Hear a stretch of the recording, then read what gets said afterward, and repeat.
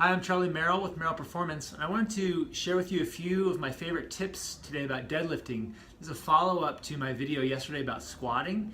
And when I learned how to deadlift many years ago from Kelly Starrett, and since then from many of the excellent coaches here at CrossFit Roots, I took what I was learning very seriously, because as someone who's had a back injury, I always had some fear around that movement. In fact, the first time I did it, I partnered myself with a 110-pound woman who was lifting maybe 75 pounds, just because I wanted to really learn the movement well. So I understand when people come in and they have fear around doing the movement at all. Some people only want to do it with a trap bar, and they're scared to death of a straight bar. And I find that if I walk through this sequence of movements with them, they feel a lot more confident, they feel a lot more safe, and they understand more how the movement's supposed to flow. So generally, some of the rules from the squatting video yesterday are the same. I'm assuming you already sort of know how to hold on to the bar, you already know how to set your shoulder blades into a nice posture. I'll come back and do another video on how to set the tension in your abdominals and take your breath before a particularly heavy lift. But more, I wanted to talk about the sequence today. So one of the things that I like to do is break this down into two sections. The first section being the slide of the bar down the thighs to the knees. And like a good morning, the knees don't really get involved until you're past them. So the first half of the deadlift is just the hips going back, the knees driving out, and the bar sliding down to the knee. This is how I set my trunk angle for the rest of the lift. And just like with the squat, that doesn't change again. Notice that my back is in the same position here as it was here. I haven't let it round. I haven't stuck my butt out and overarched.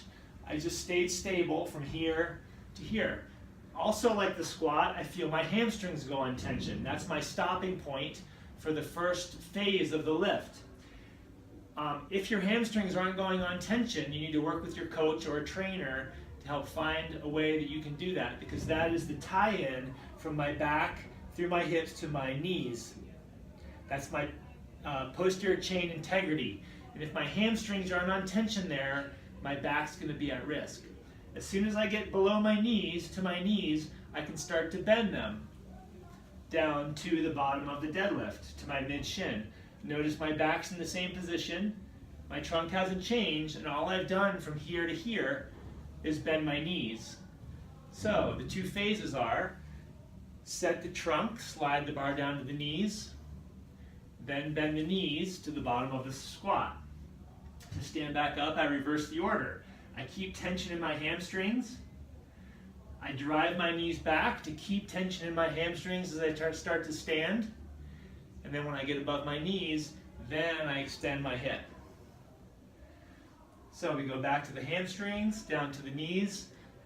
Once we get past the knees, we slide the bar down the shins, keeping the back in a nice stable position. We reverse the order on the way up. Straighten the knees, hamstrings stay on tension. I'm back where I started, and then I just stand up the barbell. My shoulder blades are always squeezing, like with the squat.